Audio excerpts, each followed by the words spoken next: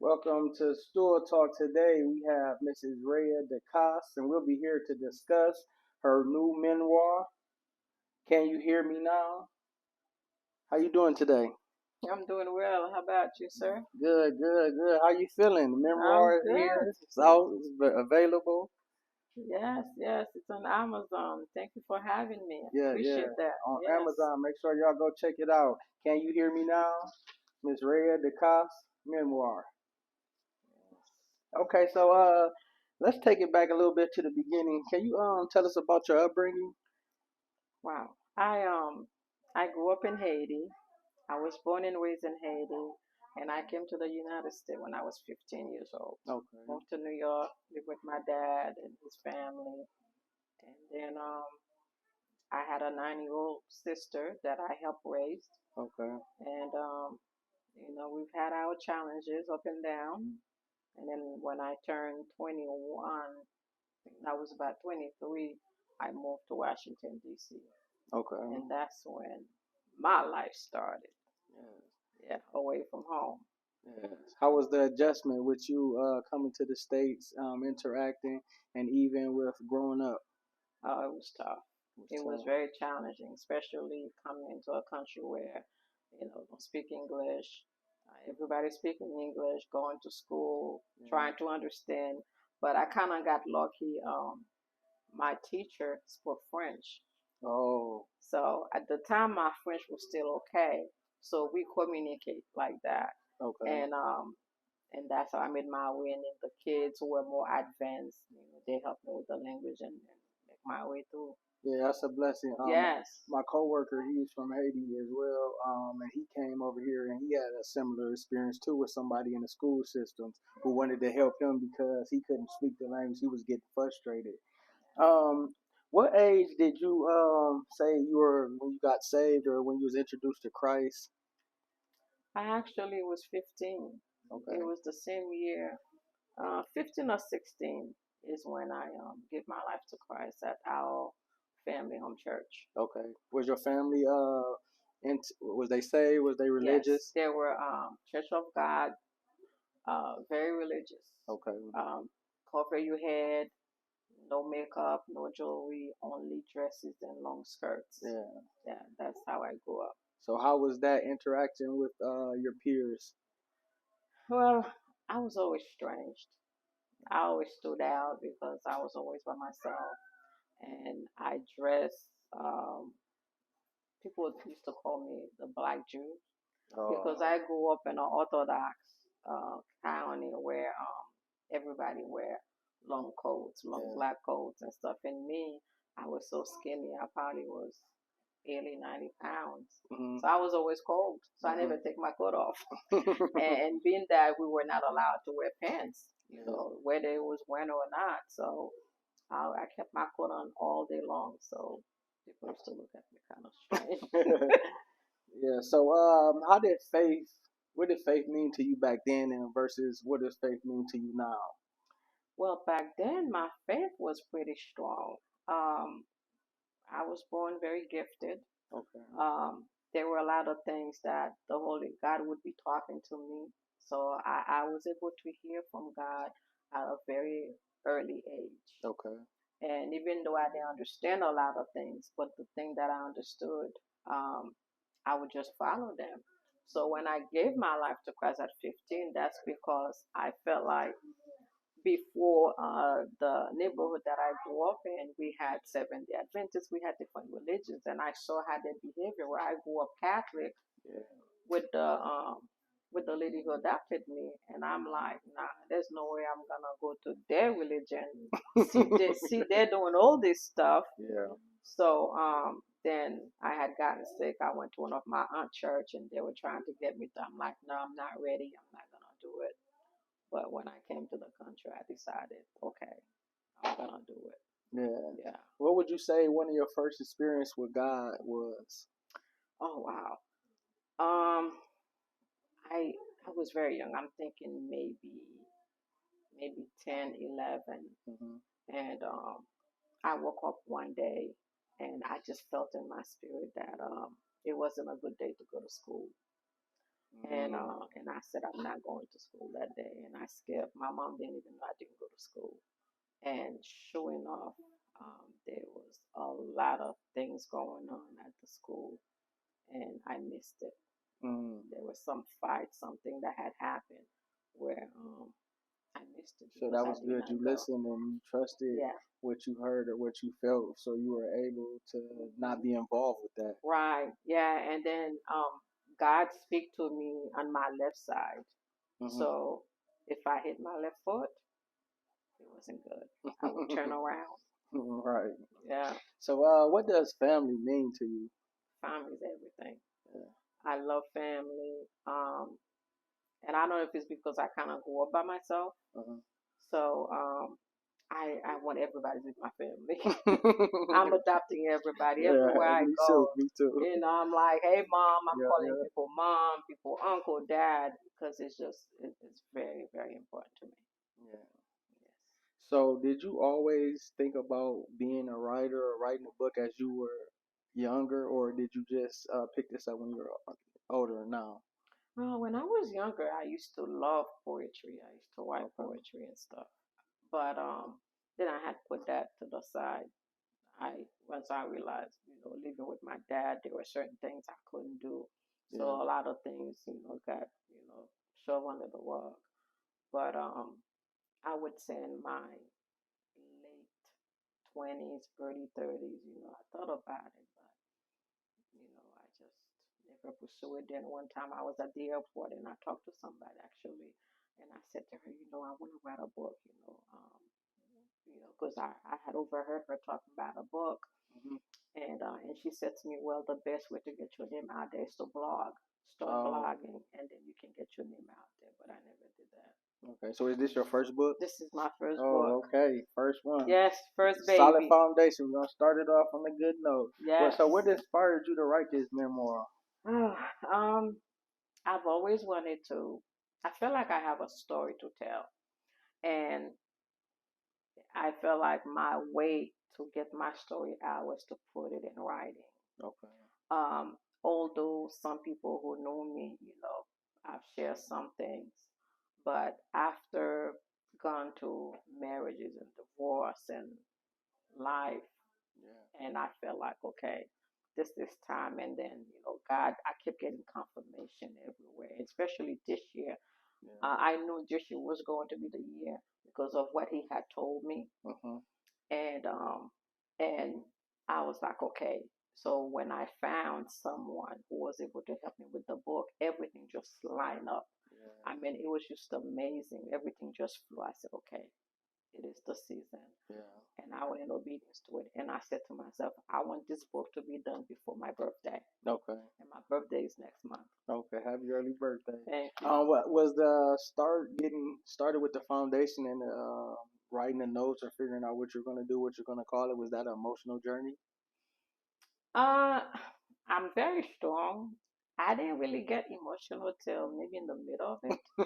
I knew it. And Yeah. and I remember my coach would say, you know, come on, where's the juice? Where's the, you're so serious, and I see you holding back. Why you're not telling everything? And I'm like, Yeah. no, I'm not gonna say this.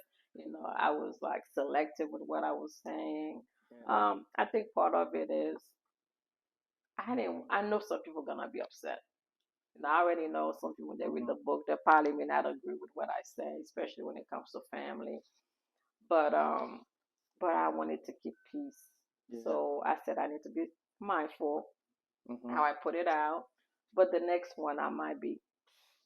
So it's more. It's definitely more to come. Oh yeah, yes, yes, Definitely more yes, to yes, come. yes, yes. This is just the beginning. Okay. What helped you in naming the chapters? The different chapters. Was it a reason you named them the way you did, or how did that line up? Every chapter was a journey. Okay. It's what I went through with the life. It's like Okay. um yeah. So that's how I was able to have a name for them, Okay. because of the things that I have gone through. Okay. So that made it easier too. In chapter one, a girl like me, it describes you, describes Yeah. everything about you. Yes. Um, joys, the sadnesses, the things, the inspiration that you have inside? Yes. Okay. Yes. Yes. Yeah. Finding your voice. How was that journey of finding your voice? Because your demeanor do look like you're down to earth, you're kind, um, but you just stay to yourself. Finding your voice meaning speaking to the crowd, speaking to the nations, the different people, wanting them to come into your world. How was that? Oh, people always comes to me. I never had to make friends. Some reason, even though I look mean a lot of times, but people always find a way to come say something. But once I find my comfort zone, I mean, I can talk like the rabbit. I just go on. But it's just breaking the ice. Yeah. Yeah. So making an impact, another name of the chapter. How would you want this book to make an impact? And where do you see it making an impact at? The lives of women, young women, or older women, or all the above? All of the above, because Okay. there's something for everyone. It doesn't matter how old you are. We all go through life experience, especially when you raising children and having health issues, whatever the case may be. We all can relate to something, especially now, with the depression and mental health.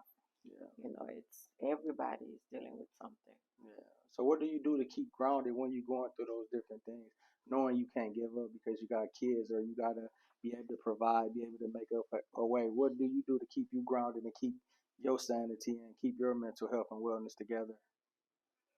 Worship. Worship. I talk to myself daily. Yeah. I worship, and that's how I hear from God. That's how God talks to me.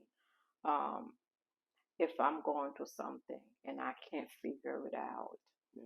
or I realize I have too much going on, I need to isolate myself. That's when I put my worship music on. Yeah. I don't talk to anyone. And doing that, I'll go, I might break down, whatever the case may be. And then when I'm done, and I'll know, I'm like, okay, that's why. Even if somebody is sick, there's been times where a family member or somebody may be sick, and I feel it in the spirit, but I don't know. And then they say, you need to go worship, and I put my worship music, and then I get a phone call, pray for so and so is this and that. Yeah. So you set in the atmosphere, you're being obedient when the Holy Spirit has you at alert, you're ready to be able to receive what He's giving you, even if it's being able to pour into someone or being able to be obedient and pray for them. Because if you ain't got your atmosphere together, you might not be able to be in the mood to hear what He's saying. So that's really good as well. Oh, yes. So when you were writing a book, how was the atmosphere? Did you have your worship music on while you were writing and soaking it Yes, in? yes. Many times I had worship music on, or while I was at work, everything was just downloading in my spirit. Yeah. Yeah, yeah. Yeah. I think a lot when I'm at work. Yeah. Not worrying, just thoughts, correct? Okay. So chapter 7 says, accepted and beloved. A lot of women struggle with being accepted. A lot of women want to know how that looks. What would you say to your audience about being accepted and being beloved if they're struggling with that issue? Well, first, you have to know who you are, and you have to love yourself first. Nobody can love you until you can love yourself. And you have to know how to date yourself. Yeah. I never wait for anyone to celebrate me. I celebrate myself, and that helps. And even with people that I come across, I would say, have you got a massage? Have you got a pedicure? Because you need to have that time for yourself.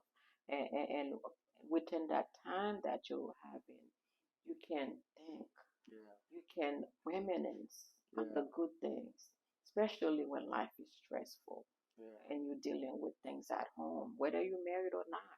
We all need some of that space to love on ourselves. The husband need to love on themselves. The wife do. Whoever it is, we all need it. Even the children, even my children. I'll take them to the pedicure, get a pedicure, get a manicure. Whatever that's gonna help them to where they need to be. Yeah. Do you feel like grabbing or pulling in that area to help with single women or women that's been divorced or women that's going through anything? Do you feel a pulling like that, or do you just upon the Holy Spirit giving you information to be able to minister to them women? Or do you feel appealing like you're called in that area? Oh yes, I that's one of the reasons I became a coach. Okay. Because I get so many calls. People will call me, ask me advice before they do anything. Yeah. Like, what do you think about this? And the Holy Spirit have a way where I know how to dissect things. They can come tell me something, and I can break it down for them and make them understand in a different way. So then they're like, oh, I didn't see it that way. Yeah. So people always call me for advice. Life coach, entrepreneur, a mother. You wear many hats. Yeah, hairdresser. Hairdresser, okay, yeah. Barber, you name it. Yeah. So, can you tell us about your name of your business? My business is Raya's Cleaning Services. Okay. We do commercial, residential. We organize, we declutter, you name it, we do it. Okay. Yes. So, how do you juggle the many hats that you wear? By the necessity of it, or the season you in? Different season calls for different ability to be able to handle it, or does it all just depend on the day or the week? Everything is scheduled. Okay. Make time. My schedule is done a month in advance. Oh, okay. So I know who I'm going to, and if somebody cancel and I need to pin somebody else in, or whoever I need to bring in, I do that. Yeah. So it's easy to balance. So you got everything in order, decently in order, like the words say, correct? Yeah. It's some days are tough, but yes, for the most part. So what would your advice be, or what would you say to someone wanting to start their own business, but they're lacking the faith, or they just don't know where to start, where to begin? What would your thoughts be on that? What would you tell them? First thing is find what you're good at, not how much money you're going to make. You can make money at anything, but if you don't have passion for it, if it's not in the heart, the success is not going to be the same. Because when you're going just for a paycheck, some days you don't feel like going. Yeah. But when it's a passion and you enjoy what you do, and especially when God tell you this is where you need to be, it's so much easier. Even when you get frustrated, you still enjoy it. Yeah. Yeah. So with this book, what are you looking to get out of this book as far as when people read it? What do you want them to grasp or onto with the book? Healing. I'm praying that whoever read this book, they will find healing with whatever they're going on, or if they need guidance with their children, or whatever that they need. I'm praying that it will make an impact and will give somebody else hope and let them know that if I do it, they can do it. I mean, this is a girl from another country who barely speak English. I don't have a college degree. I just follow what the Holy Spirit tells me. Yeah. You're the center of everything. It looks like you have been obedient in following him, in directing your path as well. You serve at Embassy City. Is servitude, has that always been a part of your life? Oh yes. Every church that I've been member at, I've always involved. I've been in the choir. I've done intercessory. You name it. I can see that. I was gonna ask you about that. I can see that. Yeah. Oh yeah, I'm the one that hey, somebody is dying. And crazy thing is, while I was dealing with my daughter was having some issue. A friend of mine in New York, son, got diagnosed with a tumor in his brain. Oh man. And usually God is something else. When I'm going through it, that's when He put me on assignment. Yeah. And when I got the phone call, so the Lord said you need to call and pray over him over the phone. Yeah. And it was a struggle trying to get to him over the phone. And this kid, I pretty much helped raise him when I was in New York with him. And now he's a big time DJ in New York. we hadn't talked in a while, and then I'm like, so I got on the phone. I'm like, I'm sorry, it's been a while since we talked, but I do think about you. And so he's like, it's okay, I understand. And after I said, okay, do you believe you can be healed? Do you believe God can do this and do that? And they said there was a ship that can operate because of what was going on, but prayer. I pray over him, and everybody's got together, and everything went smooth. Amen. Yeah. Amen. So how has the teaching and how has being at Embassy City affect you and your ministry, your life, and even how you are serving others and even being a parent? Well, Embassy City it's almost was like a God sent the way I found it. Okay. Um, this young lady I had met at a charity meeting that I was at, and I gave her one of my pens, Mhm. and I hadn't heard from her, and then one day out of the blue, my phone rang. Usually I don't pick up if I don't know who it is, and I happened to answer that day, and she said, this is so and so. We met, and I'm trying to remember what country club I met her at. And then Yeah. she started, I'm like, oh, okay. Then God started showing. Then I started describing her. She said, yes, yes, it's me. And I said, okay. And she said, well, I'm calling to see if you are hiring because I need a part-time job. And I had a move out that I was getting ready to do. And I said, okay, I have a move out job Saturday. Can you meet me there? This is the location. I'll send it to you. And so she said, good, she'll be there. The day she was supposed to meet me, I'm heading to the place, and the Holy Spirit said to me, ask her if she goes to church, and then she's gonna invite you to church. Mm. I said, okay, God. So when she walked in, it's like it was my other twin. We favor each other by same height. I mean, it was just like amazing. And I'm like, okay, now I really remember who she was. Yeah.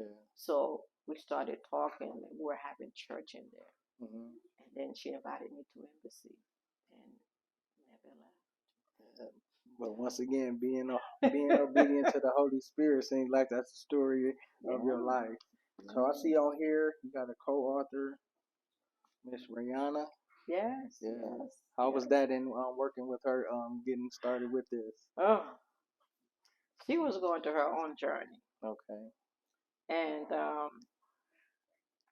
God, only God. Yeah. This child, she's a miracle baby. Oh, okay. Amen. Um, when I was pregnant with her, I had asthma, so I had a lot of fluids situation. They had to cut down my medicine. So she was a C-section baby. And when she came out, she had so much fluid that I think she lost conscious at one point. And my cousin, who was there with me, was telling me what was going on because they had took her away Okay. and they worked on her for a while. And so we ended up staying at the hospital longer because I'm like, I'm not leaving without her. And she was this kid was so bright, so gifted, and I remember speaking I'm like, "You're a leader. You're gonna be a leader. A leader leads." Yeah. And God gave her so many talents, Yeah. and but the devil keep messing with her mind. Yeah. You can't have it though. Oh my gosh! I mean, from the time she was 3, 4, she had the gift where she could see. She Yeah. had she had the gift of seeing, and she would tell me, "Mommy, so was in my womb. I saw her, and she was describing her to me." Mm. And I'm like, wow. So we would go in prayer. She was my prayer partner. Okay. Whenever I go somewhere, somebody was sick, I would call them. I said, we need to add this person to the list for the prayer. Yeah. And but I said the devil cannot have her. So she was dealing with some depression and my marriage and everything. And She definitely got a calling. So you think she'll be in ministry as well? Once she get her identity and her confidence? I think she's running from it Okay. because for a long time, well, I would say for the last 2 years, she was questioning if God is really real, who is God, Oh. because of the journey she has gone through. Yeah. And I would remind her, and I would give her example of me. I said, I'm a miracle baby. If God did not take over my life, I would not be here and you would not be here. And I said, this is what he did for me. He can do it for you. So now she's going to church on Sunday with me. I asked her to ask her boss to work 1 day a week so she can have Sunday off, and she's been obedient with it. Okay. And coming to church. And so when I was writing the book, I told her I'm going to write a book about my life. I said, you're welcome to say something if you want to say something. And she said, yeah, I might say something. And then, boy, did she blow my mind. Now, did you designate a chapter to her? You had her help with some of the, what you put into a different chapter, or you gave her something? Like, how was that? No, it was all her. Okay. I mean, she just came out boldness and said everything she wanted to say. In the process of it, I believe she was getting her healing at the same time for what she was dealing with. Yeah. And it was like, I'm like, okay, God, this book. Because when I was coming to the end of the book, she went through some things. And I'm like, okay, God, the book is not over yet. More things got to come out of it. Yeah. You know, we got healing going on, we got deliverance going on, and then everything was coming at me. I thought I was gonna lose it. Yeah. It's just that enemy coming, being attacking you. My wife is an author and self-publisher and a publisher as well. And me just being around and seeing the different things that happen when she's putting out material, helping with material, especially if it's one that's well needed, what the world needs to know. Like you said, this is healing, this is dealing with deliverance. So the enemy is trying to come to stop that word, but he can't. He can't stop it. He has no power. No power. That word will not come back void. So Amen. yeah, so it's good that you're aware of that too, so you can know how to deal with it and you can know that it's the enemy. And now the book is finished and it's here today. Yes. Yep. So we're gonna talk to the co-author and get her take on things. Yeah, we're here with the co-author of the memoir. Can you hear me now, Miss Riyanah? How you doing? I'm good. How are you? Good. This is amazing that you were able to co-author the book with your mom. How did you feel about doing that? Were you excited? At first I was a little scared, to be honest, but towards the end of it, when I saw how much progress she was making, I was really excited about it. Yeah. Was it hard? Was it easy being that this was your first time? Was it something that you always wanted to do? I've always thought about writing a book. I never thought it would happen this way, but I always thought about it. But I think writing this book in particular, since it hits a very personal spot, it was a little difficult for me to tackle certain topics. Okay. Did you have to pray? Did you have to lean to the Holy Spirit to help you? Yeah. Yeah, that's what you got to do. What are you hoping that people that read this book get out of it? Let me think about that. I think when people read this book, I hope that they feel more open to talk about things that they go through. Yeah.